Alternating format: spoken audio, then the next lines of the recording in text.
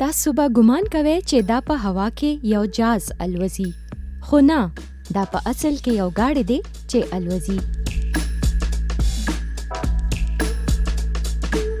په هوا کې ګاډی کتل یوه غیر عادي خبره ده، خو په راتلونکو کلونو کې ښایي دا یو حقیقت وي چې تاسو د سیل لپاره په ګاډي کې الوت وکړئ.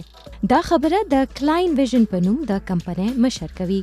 هغې کمپنۍ په سلوواکیا کې په هوا کې د ګاډي د الوت تجربه کړې او ورته د ایر کار نوم ورکړی دی.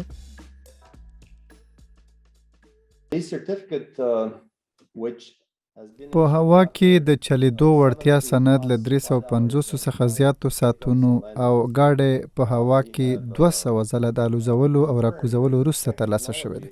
موږ تصدیق کړی چې د دې ټکنالوژۍ د اروپایي اتحادیې د هوایي چلند د خوندیتوب ادارې د ټولو حفاظتي قواعدو سره سم دی. د ګاډي په اوسنۍ نمونه کې 28 لیټره تیل لګي او 1500 کیلومتره بره پورې الوت کولی شي.